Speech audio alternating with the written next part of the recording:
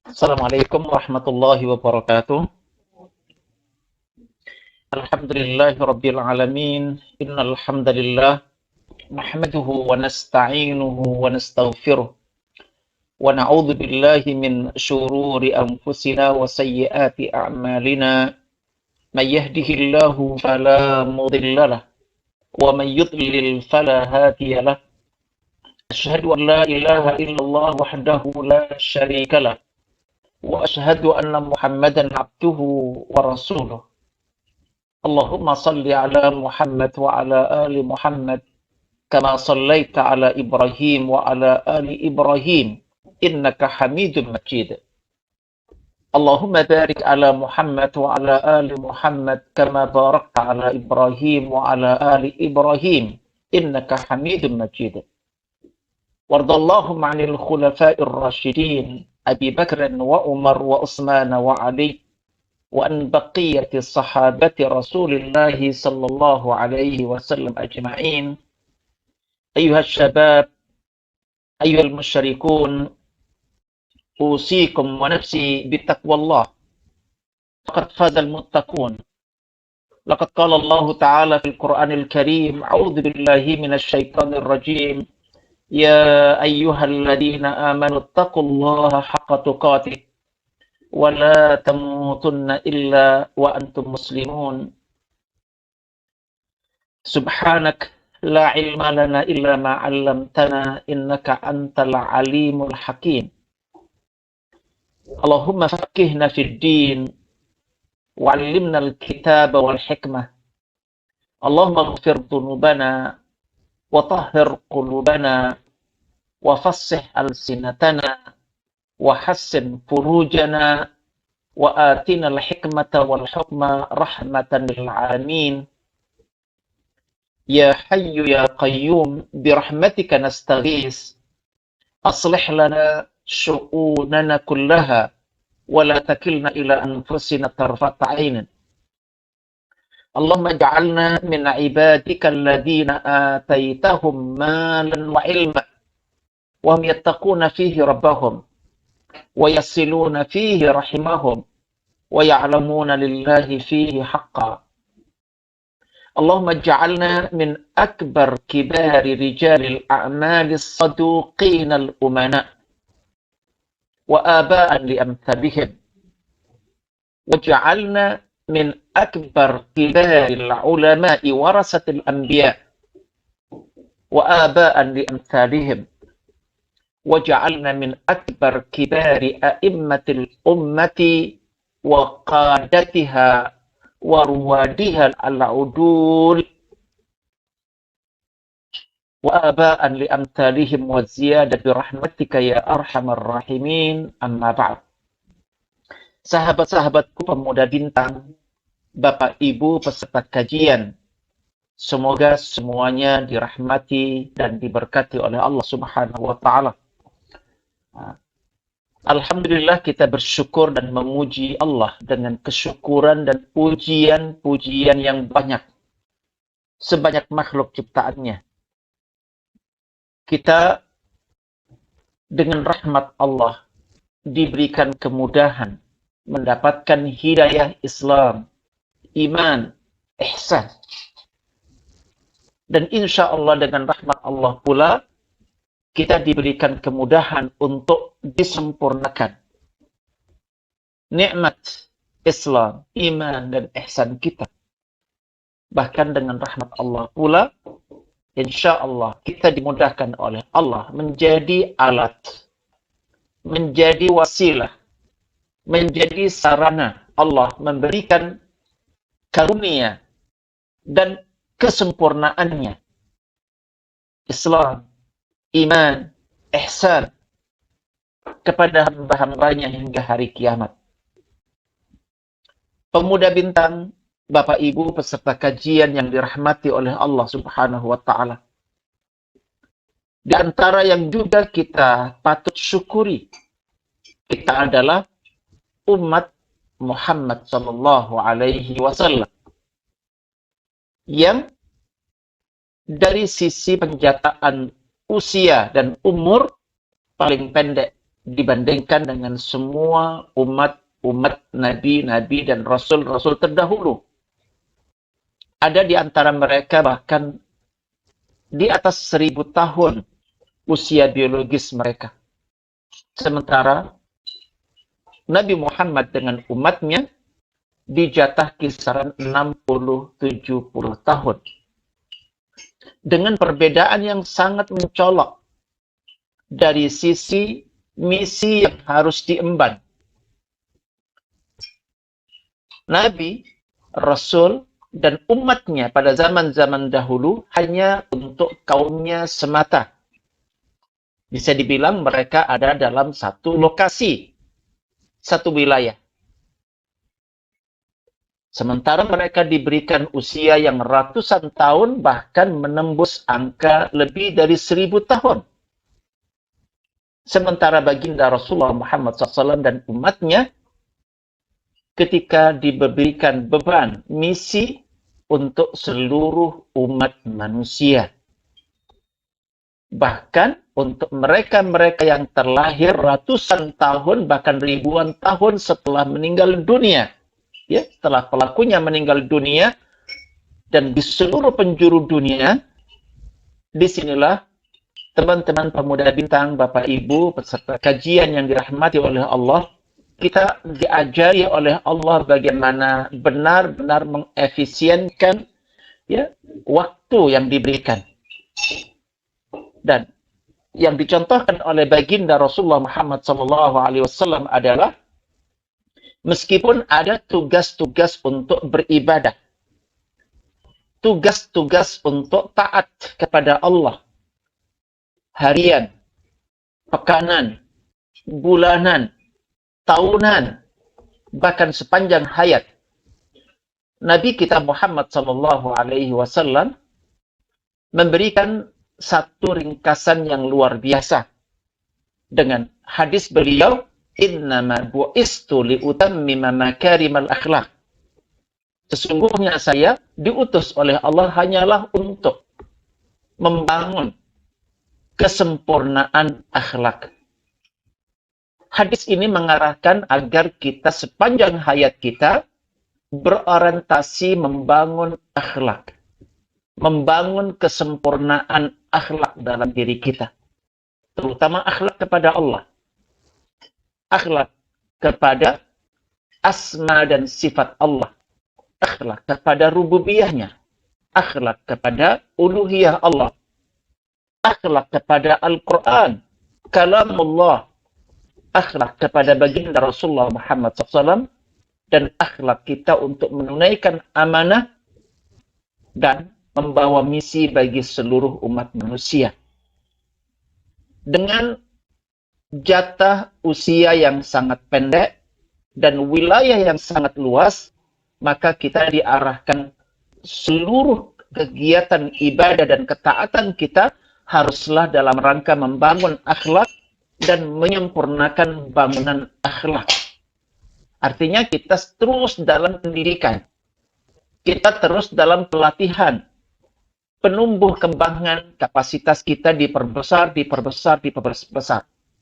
Karena itulah kita diajarkan bahwa bagian terpenting dalam agama kita ini dalam membangun akhlak dan kapasitas kita adalah salat.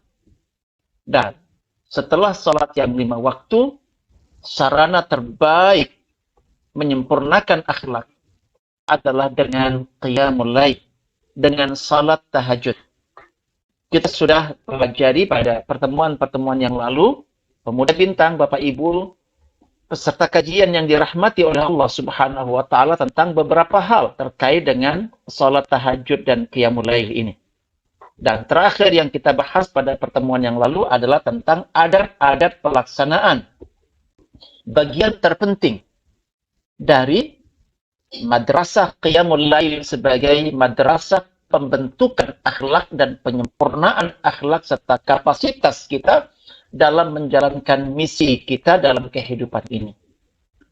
Ya, ada 12 item dan pada kesempatan yang lalu sudah kita bahas 4. Yaitu tentang pertama, niat mengerjakan qiyam al-lail sebelum tidur. bahkan meniatkan tidurnya untuk tambahan kekuatan dalam taat, hingga tidurnya sebelum qiyamul lail juga menghasilkan pahala.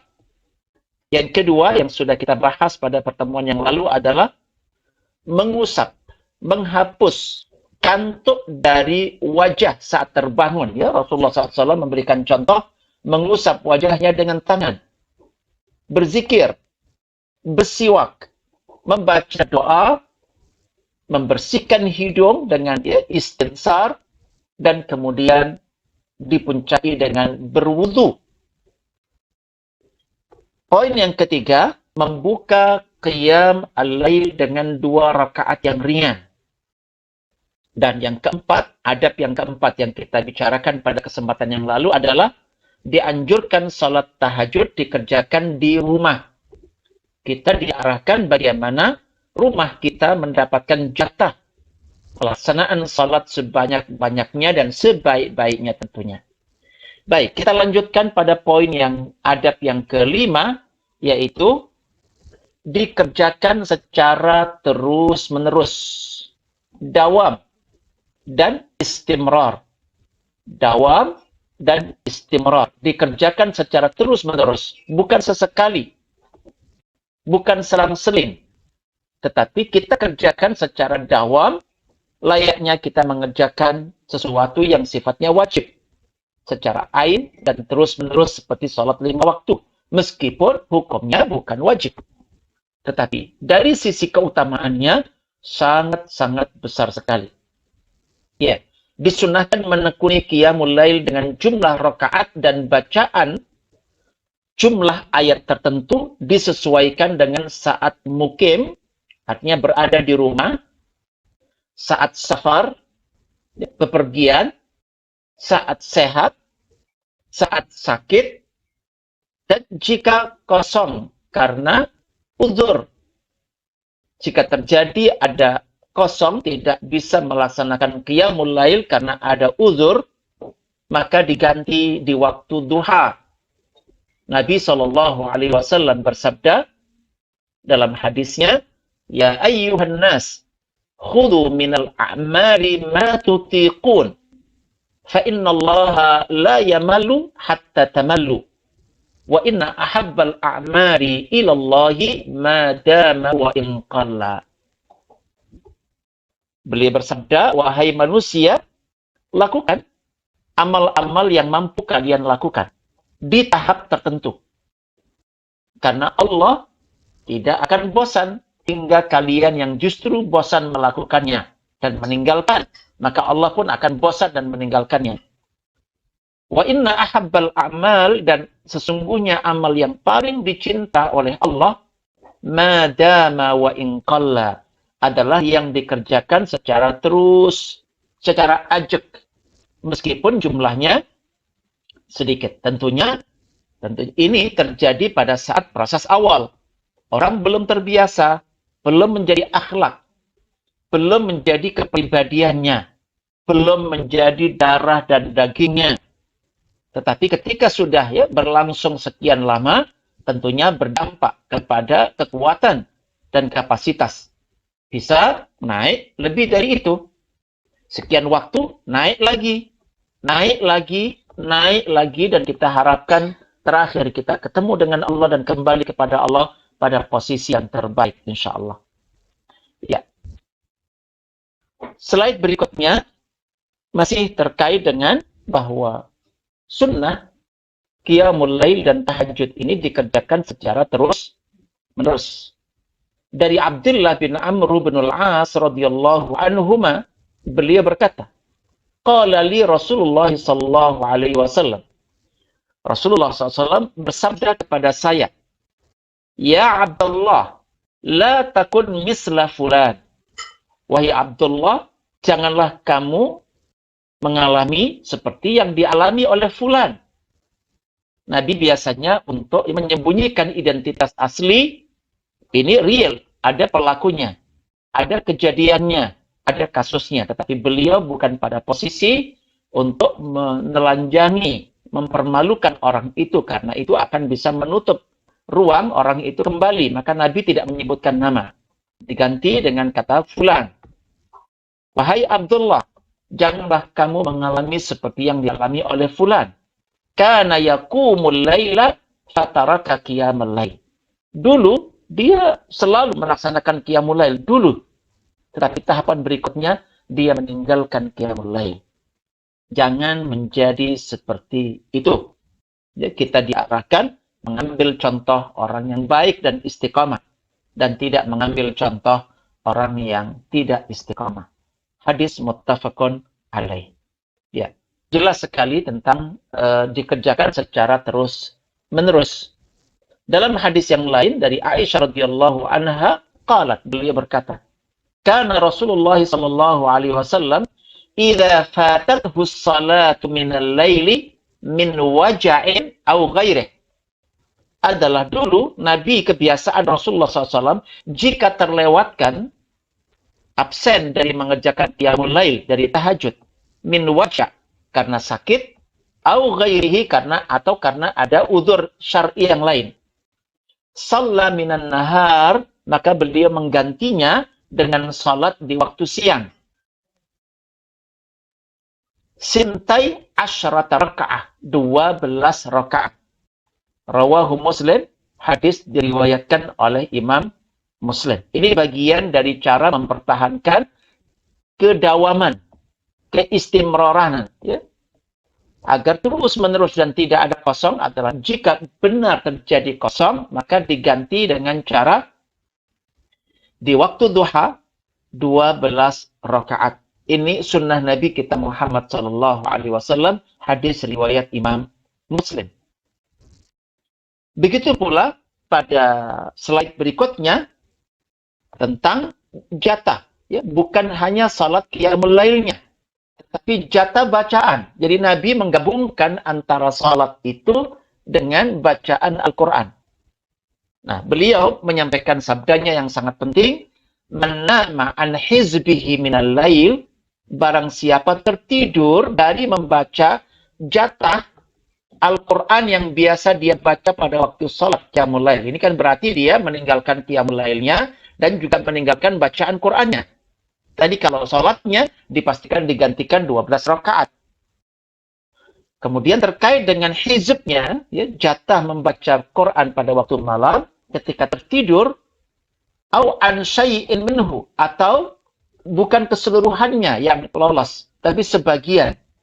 Faqara'ahu ma baina salatil fajri wa salatid duhr. Maka beliau membaca jatah tersebut dari ba'da subuh sampai duhur waktunya. Kutiba lahu ka'annama qara'ahu minal lail. Jika ini dia lakukan, maka pahalanya sama persis dengan seakan dia membacanya pada waktu malam. Itu artinya bahwa ada keutamaan, keistimewaan membaca Al-Quran pada waktu malam, ya, berbeda dengan pada waktu siang, ya. Ada pahala lebih, ada keagungan yang lebih. Dan begitulah dalam rangka untuk mempertahankan kesinambungan terus-menerus qiyamul lail, jika terjadi aral, rintangan, udzur, maka inilah solusinya. Ya, salatnya diganti pada waktu duha 12 rakaat, begitu pula bacaan Qur'annya bisa dimasukkan di dalam salat yang sama atau dibaca di luar salat. Tapi waktunya juga sama antara subuh dengan waktu duhur, kurang lebih, ya, waktu duha. Ya. Berikutnya masih terkait dengan, ya, kesinambungan ini, Rasulullah SAW bersabda, barang siapa mengerjakan salat, ya, dan membaca 10 ayat, maka dia tidak lagi tercatat dalam golongan orang lalai. Ketika dia dalam salatnya membaca 100 ayat, dia masuk dalam golongan orang-orang yang taat, orang-orang yang qanitin. Dan barang siapa ketika salat dan membaca 1000 ayat, maka dia masuk dalam kelompok muqantarin, orang yang perolehan pahalanya paling tinggi. Pada slide berikutnya, sudah kita bahas sebelumnya, sabda Nabi, barang siapa membaca 100 ayat dalam satu malam, maka dia dicatat baginya masuk dalam kelompok kunut lailatin. Taat sepanjang malam itu. Hadis diriwayatkan oleh Imam Nasa'i fil yaumi wal lailah. Ya. Berikutnya adab yang keenam. Pemuda bintang, Bapak Ibu, peserta kajian yang dirahmati oleh Allah. Adab yang keenam dari pelaksanaan Qiyamul Lail adalah jika dikalahkan oleh kantuk, maka hendaklah tidur dahulu. Jangan dipaksakan melaksanakan sholat dengan tidak punya kesadaran penuh. Hingga tidak kantuk lagi. Tidur dulu hingga kantuknya hilang, baru kemudian bangun dan melaksanakan sholat. Karena nanti dalam sholat itu ada di antaranya bacaan Al-Quranul Karim. Dan ini yang ditekankan. Nabi kita SAW bersabda, "Idza na'asa ahadukum fis shalah." Ketika seorang di antara kalian mengantuk pada saat sholat, falyarqud. Hendaklah dia rukut. Rukut itu tidur. Hatta yadhhaba anhu an-naumu. Hingga rasa tidur, keinginan tidur itu hilang. Fa inna ahadakum idza shalla wa huwa na'is. Karena jika, ini efek buruknya, ketika seseorang memaksakan terus-menerus sholat padahal dia ngantuk, la'allahu yadhhabu yastaghfiru fayasubba nafsahu. Inginnya istighfar, minta ampun, ternyata berubah kata-katanya menjadi mencaci, memaki dirinya sendiri. Ya, mencela dirinya sendiri, ya, tanpa sadar. Na'udzubillah min dzalik. Hadis muttafaqun alaih, ya. Hadis muttafaqun alaih. Berikutnya, Rasulullah SAW bersabda, "Idza qama ahadukum minal lail, ya, fasta'jamal Qur'ana ala lisanihi." Apabila seorang di antara kalian melaksanakan salat malam, tahajud, ternyata kemudian merasakan Quran itu berat sekali di lisannya karena faktor ngantuk. Falam yadri ma yaqul, sampai dia nggak mudeng, nggak paham apa yang dibaca. Nggak sadar sepenuhnya. Falyattaji', hendaklah dia berbaring. Hendaklah dia tidur, maksudnya ittija' di sini adalah untuk tidur. Ya. Sampai kemudian hilang, ya, rasa kantuknya dan bisa sadar kembali.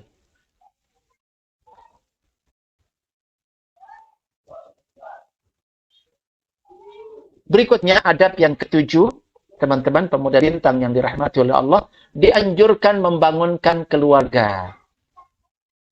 Bukan sekedar persoalan menggugurkan amalan sunnah, tetapi untuk bisa menikmati sebuah proses tarbiyah, sebuah proses pendidikan, pembentukan akhlak, pembentukan dan meningkatkan kapasitas akhlak, supaya di waktu yang relatif singkat kehidupan kita 60-70 tahun ini bisa menghasilkan yang lebih besar. Dan itu berasal dari kebiasaan melakukan salat 5 waktu dan ditambah dengan qiyamul lail. Dari Aisyah radhiyallahu anha, beliau bercerita, "Anna Nabiyya sallallahu alaihi wasallam kana yusalli salatahu bil lail." Adalah Nabi terbiasa mengerjakan salat malamnya. Wahiyya mu'taridatun baina yadayh. Sementara Aisyah tidur, terlentang di hadapan Nabi. Nabi berdiri salat dan Aisyah pada posisi tertidur, ya, terlentang di depan Nabi, ya, melintang di depan Nabi. Fa idza baqiyal witr, Nabi salat sampai tersisa witir. Bisa 5 rakaat, bisa 3 rakaat, dan bisa 1 rakaat. Aiqadaha. Nah, Nabi baru membangunkan Aisyah pada saat tersisa witir. Aiqadaha fa'autarat. Maka Aisyah pun ikut melaksanakan witir. Rawahu Muslim. Wa fi riwayatin lahu, dalam riwayat yang lain dari Imam Muslim, fa idza baqiyal witru, ketika tersisa, ya, bagian witirnya dari qiyamul lailnya Nabi, qala, beliau bersabda, "Qumi fa'autiri ya Aisyah." Bangun Aisyah dan lakukanlah salat witir. Ya, sama-sama riwayat Imam Muslim. Subhanallah, ini sesuatu yang luar biasa. tidak dipaksakan untuk mengikuti qiyamul lailnya Nabi dari awal, tetapi dibangunkan. Tentunya ini bukan kebiasaan setiap malamnya. Ya, ini terjadi dalam kondisi tertentu. Ya, berikutnya Rasulullah SAW bersabda, masih terkait dengan membangunkan keluarga, rahimallahu rajulan qama minal lail. Semoga Allah merahmati seorang suami yang terbangun di waktu malam. Fasalla, kemudian dia mengerjakan salat tahajud. Wa ayqadha imra'atahu, dan kemudian dia pun membangunkan istrinya. Fasallat, maka istrinya pun ikut melaksanakan salat. Fa in abad, jika terjadi sang istri enggan, berat untuk bangun dan mengerjakan salat, rasya fi wajhihi halma, maka disunahkan suami mencelupkan tangan kanannya ke dalam air dan mengangkat darinya, dan dengan air yang tersisa di tangannya untuk dikatakan rasya, dicipratke dalam bahasa Jawa, semprotkan kepada wajah istrinya. Itu kalau sang suami bangun terlebih dahulu. Dikatakan rahimallahu mra'atan. Sebaliknya, ketika terjadi sang istri bangun terlebih dahulu, maka Nabi mendoakan semoga seorang wanita, seorang istri dirahmati oleh Allah ketika dia bangun di waktu malam dan mengerjakan salat. Wa ayqadat zaujaha, dan dia juga kemudian membangunkan suaminya. Fasalla, untuk salat. Fa in aba, jika dia menolak untuk bangun, rasyad fi wajhihil ma, sama dia dianjurkan untuk mencelupkan tangan kanannya ke dalam air, dan kemudian dengan sisa air yang ada di tangan dicipratke pada wajah suaminya agar dia terbangun. Dan inilah sebuah makna pernikahan dalam Islam. Bagaimana seseorang menikah dalam rangka untuk bekerja sama, taat kepada Allah dan beribadah kepada Allah, dan menghidupkan waktu-waktu malam bermunajat untuk meraih pertaubatan dari Allah, untuk meraih ampunan dari Allah, untuk bisa mendapatkan semua hajatnya dengan memintanya kepada Allah, dan supaya ibadah-ibadah dan doa-doanya diijabah oleh Allah Subhanahu wa ta'ala. Berikutnya, sabda Nabi masih terkait dengan adab yang ketujuh, membangunkan keluarga. Idza ayqadha ar-rajulu ahlahu minal laili fasallaya aw shalla rak'ataini jami'an. Apabila seorang suami membangunkan istrinya pada waktu malam dan kemudian keduanya mengerjakan salat, atau keduanya mengerjakan salat 2 rakaat secara berjamaah, kutiba minar dzakirinallaha katsira wadzakirat, maka keduanya dicatat oleh Allah masuk dalam kelompok laki-laki dan perempuan yang berzikir kepada Allah dengan zikir yang banyak, walaupun hanya salat 2 rakaat. Penekanannya justru ada di rakaatnya di sini, bukan pada bacaan ayatnya. Raka'ataini jami'an kutiba minadz dzakirinallaha katsiran wadzakirat. Dan begitulah keluarga dalam Islam dibangun melalui kerjasama dalam ketaatan dan salat qiyamul lail di antaranya. Berikutnya masih terkait dengan membangunkan, satu malam Ummu Salamah menceritakan suatu malam Rasulullah terbangun dengan terkaget. Ada sesuatu yang membangunkan Nabi dengan terkaget-kaget. Beliau kemudian merespon dengan ucapan Subhanallah, madza anzalallahu minal khazaini wa madza unzila minal fitan wa man yuqidu sawahibal hujurat yuridu azwajahu likay yusallina rubba kasiyatin fid dunya ariyatin fil akhirah. Kata beliau, subhanallah, perbendaraan apa lagi yang Allah turunkan? Fitnah apa lagi yang Allah turunkan? Kekagetan beliau itu ada sesuatu Siapa yang mau membangunkan penghuni kamar-kamar, ya maksudnya istri-istri beliau, untuk mengerjakan sholat.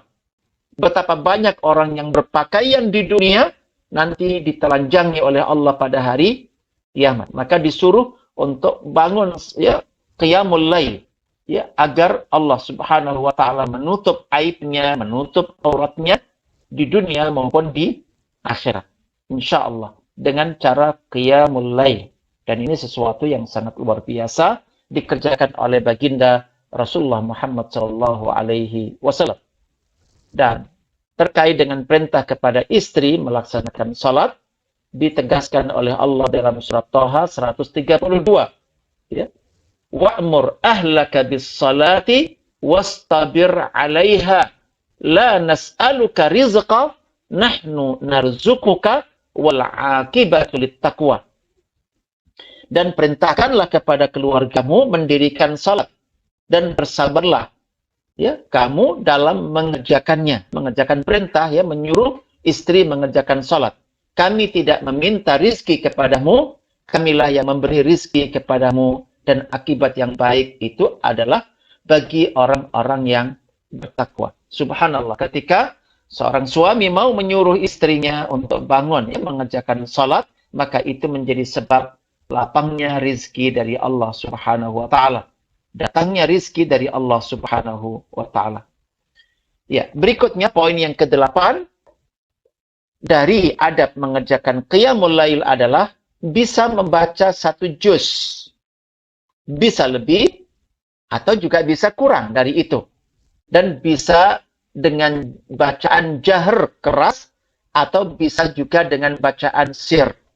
Kita tahu para pemuda bintang, Bapak Ibu, peserta kajian yang dirahmati oleh Allah, sunnah dari Nabi kita Muhammad SAW, pada salat duhur dan asar, itu sunnahnya adalah membaca bacaan salat itu dengan sir.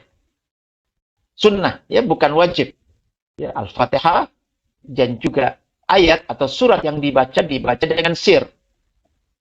Sementara pada salat maghrib, ya, isya dan juga qiyamul lail, ya, serta subuh disunahkan untuk dibaca secara jahr, sunnahnya. Tetapi andai siang dibaca jahr, boleh. Sebagaimana malam dibaca dengan sir, juga boleh. Nah ini, ada antara ini dan itu, ya, kelonggaran itu. An Ibni Mas'udin radhiyallahu anhu qala shallaitu ma'an nabi sallallahu alaihi wasallam lailatan falam yazal qa'iman hatta hamamtu bi amri su' qila ma hamamta qala hamamtu an ajlisa wa ada'ahu. Kata Ibnu Mas'ud, satu malam saya salat bersama Nabi, maka Nabi ternyata lama dan panjang sekali berdirinya sampai muncul pikiran buruk dalam diri saya, kata Ibnu Mas'ud. Ketika ditanya apa pikiran buruk itu, yaitu ingin mengikuti salatnya Nabi sambil duduk dan membiarkan Nabi salat sambil berdiri. Muttafaqun alaih, itu karena saking panjangnya bacaan Nabi kita Muhammad SAW pada waktu salat malam itu. Hanya tadi itu sangat ideal kalau sampai 1 juz, ya, bahwa itu Al-Quran akan khatam dalam 30 hari dalam 1 bulan melalui salat malam. Jika lebih, berarti bisa khatam lebih dari sekali. Jika kita kurang, bisa kurang dari 30 hari. Karena di antara sunnah paling lama untuk menghatamkan adalah 40 hari. Ya, 40 hari. Ya, berikutnya satu hadis yang cukup menarik disampaikan oleh sahabat Hudzaifah, mirip dengan hadis yang disampaikan oleh Ibnu Mas'ud. Ibnu Hudzaifah, ya, sahabat Hudzaifah Ibnu Yaman juga mengalami pengalaman yang sama. Satu malam beliau salat bersama Nabi. Ketika itu selesai Al-Fatihah, Nabi membaca awal surat Al-Baqarah dan terus membacanya. 10, 20, 30. Ketika itulah Hudzaifah, persis seperti yang dipikirkan oleh Ibnu Mas'ud kurang lebih, ya, pada ujungnya nanti. Tetapi yang dipikirkan oleh Hudzaifah adalah beliau menduga Nabi akan rukuk setelah ayat yang ke-100. Ternyata sudah 100, Nabi nyambung 101, 102. Maka beliau pun menduga naikkan plafonnya. Mungkin akan rukuk setelah selesai dengan Al-Baqarah. Ternyata Al-Baqarah selesai, Nabi masuk ke surat An-Nisa. Setelah An-Nisa selesai, masuk surat Al-Imran. Sampai selesai juga. Dan membacanya benar-benar pelan. Melewati ayat tasbih, bertasbih terlebih dahulu. Melewati ayat yang ada ta'awud, permintaan perlindungan, minta perlindungan terlebih dahulu. Setelah itu rukuk, dan lamanya rukuk. Padahal membaca Subhana Rabbiyal Azim hampir sama dengan lamanya berdiri dengan membaca 3 surat. Al-Baqarah, ya, An-Nisa, dan Al-Imran. Setelah itu beliau i'tidal, berdiri, dan lamanya berdiri hampir sama dengan lamanya rukuk. Dan begitu nanti sujud. Ya. Duduk di antara 2 sujud. Dan sempat terfikir bahwa beliau juga akan mengikuti Nabi sambil duduk dan membiarkan Nabi salat sambil berdiri. Ya. Berikutnya,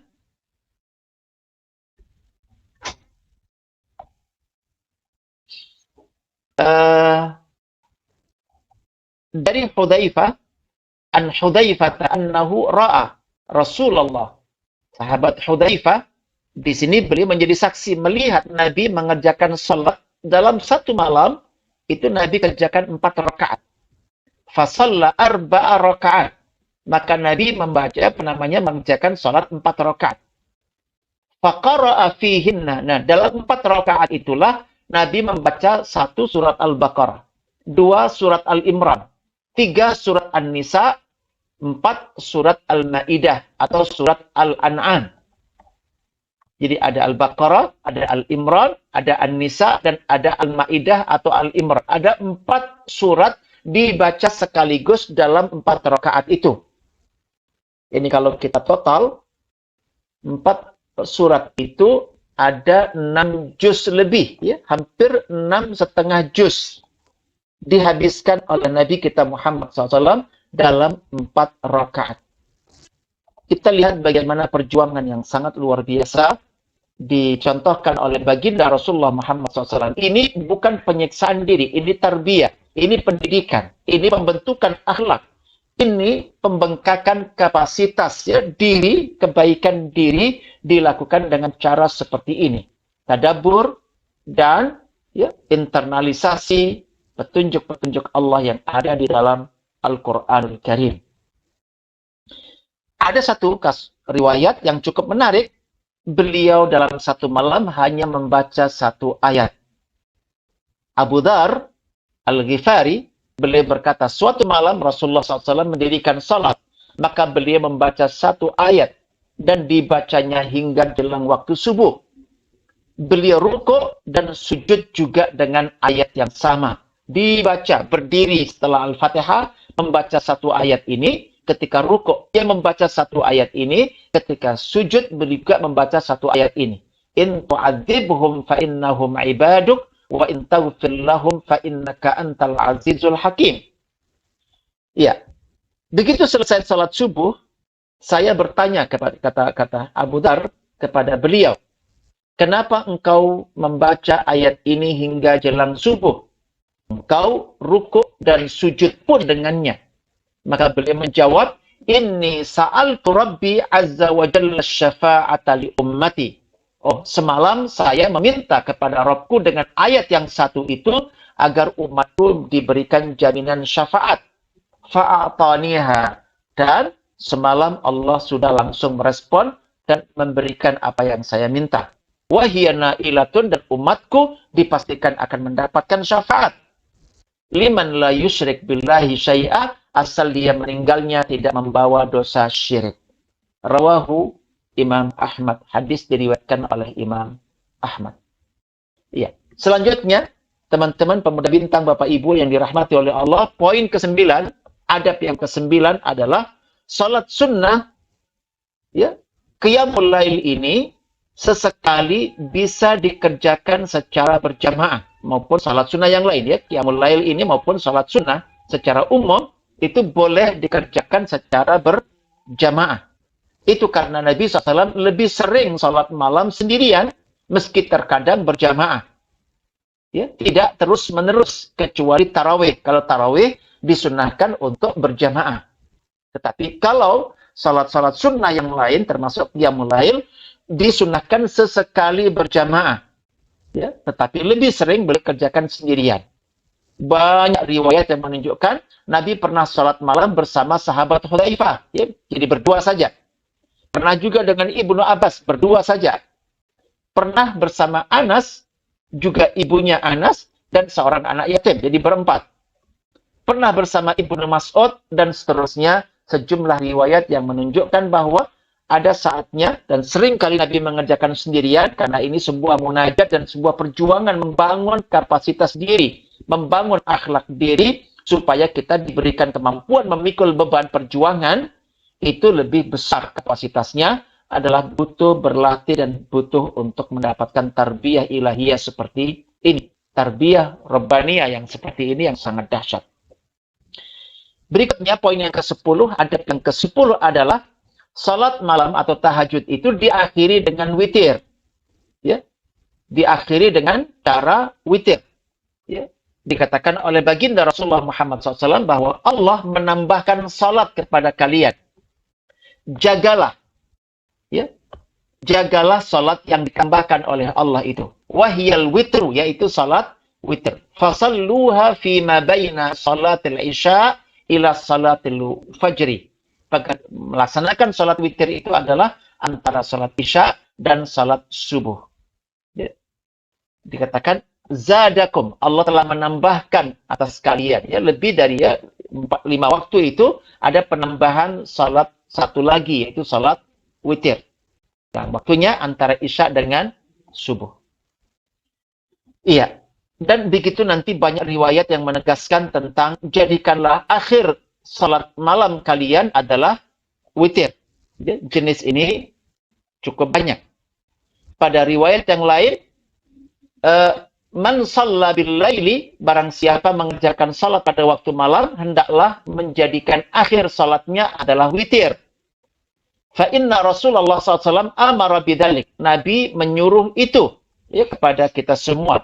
Fa idza kana al-fajru faqad dhahabat kullu salatil laili wal witr. Ketika subuh tiba, maka salat qiyamul lailnya sudah habis dan witirnya juga sudah selesai dikerjakan. Berikutnya disebutkan oleh baginda Rasulullah tentang witir. Kata beliau, al-witru haq. Witir itu adalah satu beban, satu tanggung jawab, ya, satu kewajiban bagi setiap muslim. Faman ahabba an yutira, barang siapa suka untuk witir dengan 5 rakaat, falyaf'al, silakan lakukan. Dan siapa yang ingin suka witir dengan 3 rakaat, hendaklah dia lakukan. Dan barang siapa memilih witir 1 rakaat, silakan dilakukan. Longgar, bisa 5, bisa 3, dan bisa 1. Ya. Berikutnya adab yang ke-11, niatkan tidur dan terjaga sebagai perjuangan meraih pahala dan ridha Allah Subhanahu wa taala. Subhanallah. Indah sekali dalam malam itu ada tidur dan ada salat, juga ada bacaan Quran, dan semuanya diajarkan untuk dinawaitukan untuk ketaatan kepada Allah. Tidurnya supaya kuat untuk qiyamul lail. Ya, dan qiyamul lail dalam rangka mendidik diri, membina diri, menggembleng diri, membangun kapasitas dan membangun akhlak. Perkataan sahabat Mu'adz bin Jabal radhiyallahu anhu ketika ditanya oleh Abu Musa al-As'ari, bagaimana engkau membaca Al-Quran? Beliau menjawab, anamu awwalal lail. Saya terbiasa tidur di awal malam. Fa'akumu wa qad qadaitu juz'i minan naum. Saya tidur di awal malam, setelah itu bangun. Dan ketika bangun, saya sudah menunaikan jatah, ya, haknya tubuh saya dari tidur, sudah saya berikan. Fa'aqra'u ma kataballahu li. Maka setelah itu saya membaca apa yang Allah ya takdirkan, yang Allah mudahkan untuk saya baca pada malam itu. Fa'ahtasibu naumati kama ahtasibu qaumati. Yang saya lakukan adalah saya berharap pahala dari Allah dari tidur saya di awal malam, dan juga dari bangun saya dengan sholat dan bacaan Quran di sisa malamnya. Ya, di sisa malam. Keduanya dinawaitukan untuk mendapatkan pahala dan ganjaran dari Allah. Hadis diriwayatkan oleh Imam Bukhari. Terakhir, teman-teman sekalian, tahajud dalam tempo waktu yang lama disertai banyak rukuk dan sujud. Itu lebih afdal selagi tidak memberatkan atau menimbulkan mudarat. Ya, ini bagian ya. Adab yang ke-12 yang terakhir dari adab pelaksanaan qiyamul lail adalah tahajud dalam tempo waktu yang lama. Kita tahu di awal dulu kita sampaikan ketika turun surat Al-Muzammil diberikan oleh Allah 3 pilihan waktu. Setengah malam, sepertiga malam, dan 2/3 malam. Secara umum, salat malam itu lebih diafdal, lebih diutamakan, lebih dicintai oleh Allah adalah yang lama waktunya. Nah, secara umum nanti lama waktu itu bisa dengan 2 cara. Pertama, dengan cara lama berdirinya, ya, lama berdirinya, lama rukuknya, lama sujudnya, ya, lama berdiri, lama rukuk, lama sujud, risikonya nanti jumlah rakaatnya sedikit. Tetapi waktu bisa 3, 4, bahkan 5 jam. Ya, bisa ya 3, 4, bahkan 5 jam. Tetapi jumlah rakaatnya sedikit karena banyaknya beliau berdiri untuk membaca ayat-ayat. Ya. Dan begitu juga rukuk dan sujud. Atau bisa berdirinya tidak terlalu lama karena ada banyak orang tidak bertahan berdiri lama-lama. Ya, tidak tahan berdiri lama-lama. Ya, relatif pendek bacaannya. Ya, dan begitu pula rukuk dan sujudnya relatif pendek. Tetapi dia bisa memperbanyak rakaatnya. Bisa melebihi 13, bisa 33, bisa ya 67, bisa lebih dari 100 rakaat dengan cara pendek-pendek berdirinya, rukuknya dan sujudnya. Ya, manapun pada prinsipnya tidak ada persoalan karena keduanya mengerjakan dalam waktu yang lama. Ya, mengerjakan dalam waktu yang lama. Ibnu Hajar menjelaskan, inna salatahu wa naumahu kana yakhtalifu bil-laili wala yurattib waqtan muayyanan bal yahsabu ma tayassara lahu al-qiyam. Sesungguhnya waktu salat malam dan tidur yang dilakukan oleh Nabi kita Muhammad SAW berbeda-beda setiap malamnya. Beliau tidak menetapkan waktu tertentu. Harus begini, harus segini. Tidak. Untuk salat. Namun beliau mengerjakannya sesuai dengan keadaan yang mudah bagi beliau pada malam tersebut. Ya, pada malam tersebut. Ya. Secara umum ada petunjuk ini. Ya.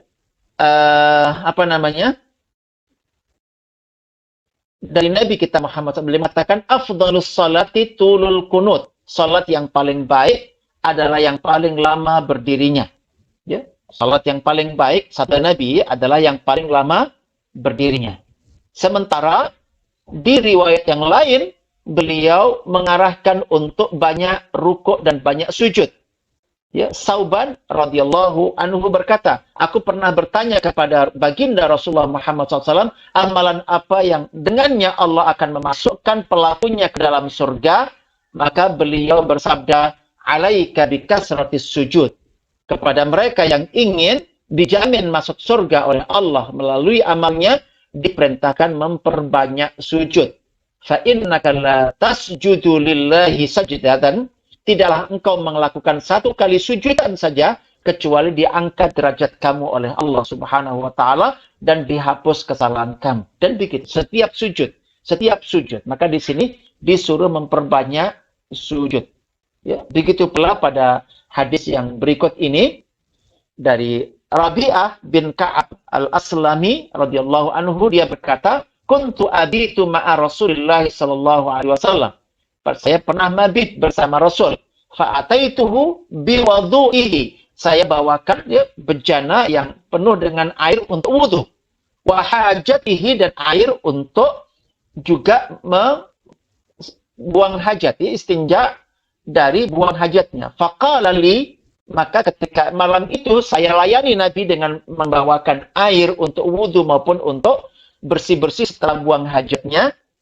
Rasulullah bersabda kepada sahabat yang satu ini, ya, sal, mintalah, ya, mintalah. Fakultu, maka sahabatnya apa namanya, Rabi'ah ini, dia mengatakan, as'aluka murafaqataka fil jannah. Wahai Nabi, saya minta agar saya bisa mendampingi engkau, teman dekatmu di surga nanti. Qala, au ghaira dzalika, adakah permintaan lain selain itu? Fakultu huwa dzak. Itu saja. Ya, disuruh minta dan dijamin insya Allah akan dipenuhi oleh Allah SWT, hanya minta satu supaya bisa mendampingi Nabi di surga nanti. Ya. Qala fa'inni ala nafsika bikasratis sujud.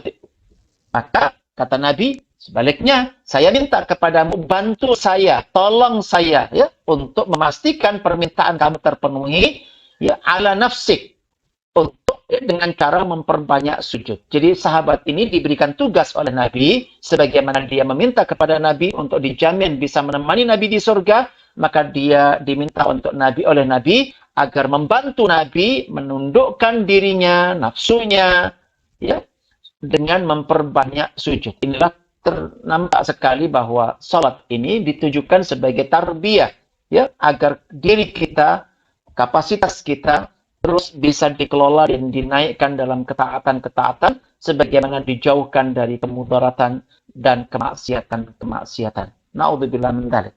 Inilah yang bisa kita sampaikan pada kesempatan ini terkait dengan adab-adab pelaksanaan qiyamul lail, dan insya Allah kita sambung pada pembahasan berikutnya, pertemuan berikutnya terkait dengan sebab-sebab yang sangat penting bisa membantu kita melaksanakan qiyamul lail dengan sebaik-baiknya. Dan inilah indahnya agama kita. Bukan hanya memerintah, ya, tanpa diberikan detail petunjuk bagaimana agar, ya, perintah tersebut bisa dilaksanakan. Di sini kita mendapatkan penjelasan yang sangat rinci. Semoga Allah SWT memudahkan kita untuk, ya, dan memberikan kepada kita pemahaman yang sempurna terkait dengan adab-adab pelaksanaan qiyamul lail ini, bisa mengamalkannya dan bisa mengajarkannya kembali kepada orang lain. Dan lebih dari itu Allah menyempurnakan pengetahuan kita, iman kita, kemampuan kita mengamalkan tentang qiyamul lail ini dan mengajarkannya kepada orang lain. Aku lupa lihat wa astaghfirullah li wa lakum. Istaghfiruhu innahu al-ghafurur rahim. Subhanakallahumma wa bihamdik asyhadu an la ilaha illa anta astaghfiruka wa atubu